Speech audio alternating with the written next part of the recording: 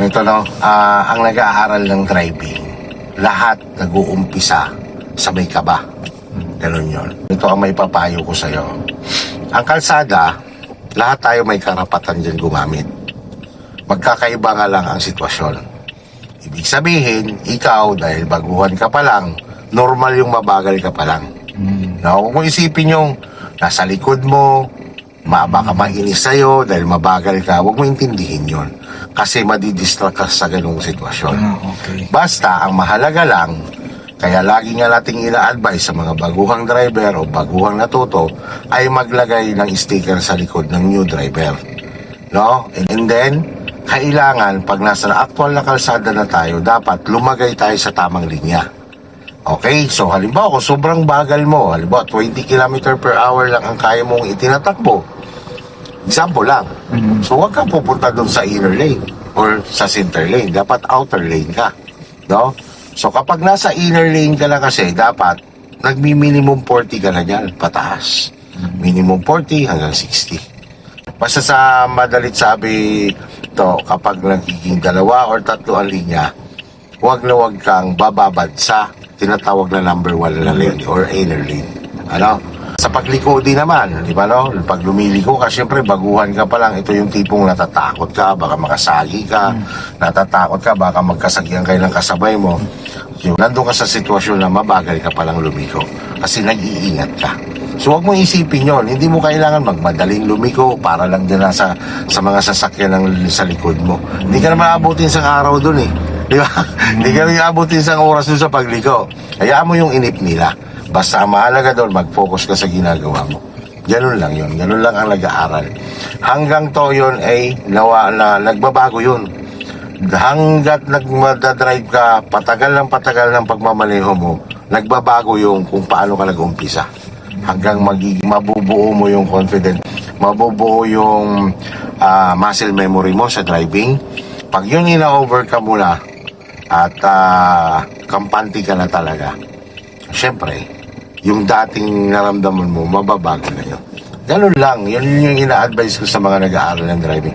Kung mayroon ka mga kasabay na mabibilis, paunahin mo. Huwag mo silang sabayan. Kahit sanay ka na magmaneho to, pag may napansin ka na agresibo magmaneho, huwag mong sabayan.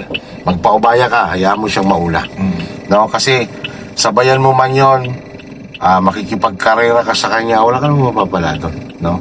Kaya nga tayo nagmaneho, kaya tayo bumili sa sakyan. Ang purpose natin ay ito ay magiging source ng transportation natin para magiging portable tayo sa mga pupuntahan natin. In the same time, syempre, lalo na kapag kasama natin pamilya natin, ay kailangan ay huwag tayong magpapatol dyan sa mga pabibo dyan sa kalsada. Isa pa sa paalala ko, syempre kapag nagmaneho ka, yung haba ng pasensya, lagi mong bit-bit yun. Okay? Paglipat mo dito, tulad nga lang sabi ko sa iyo, balik tayo dun sa pedals, lalapin mo yung komportable mo dito. Hindi ka na sobrang lapit. Basta tipo to na pag inapakan mo si brake na ako, yung gano'n lang, di ba, nakatukod yung sako mo. Yung saktong kwan lang. Kasi yung brake naman, hindi mo kailangan panggigilan niya rin. Gano'n din sikas. And then after that, pag nakuha mo na yung komportable dito sa baba, syempre yung hawak mo naman sa manibela. No?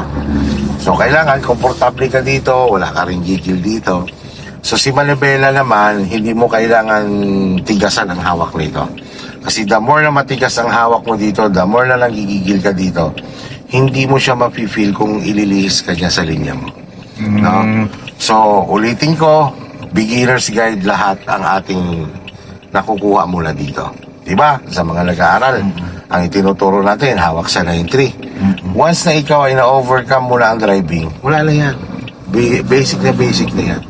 No? So kung alam mo na kasi yung mga risky na mga sitwasyon, kung kailan ka dapat naka on wheel ka talaga, lalo na sa expressway, lalo na pag lumalagpas ka na ng 60 km per hour, dapat on wheel ka talaga. At the same time, syempre, di ba, ang driver nga kailangan may common sense, may pakiramdam, no? Yun eh, kasi syempre kung may sense ka talaga, alam mo naman delikado, ba't ka nagpapahayahay sa balibela, di ba? Ganun lang naman yon. Okay, so sa manibela, kailangan sa about 90 degrees ang layo natin. Huwag tayo sobrang lapit. Yung iba na nagdadrive to ng kotse, gustong malapit. Sabi nga nila, karamihan daw na babae, kung mag-drive, talagang halos wala lang isang dangkal ang lapit sa manibela. Kasi nga, hindi sila natuturuan ng tamang posisyon. Hindi mo naman kailangan gumalon yan.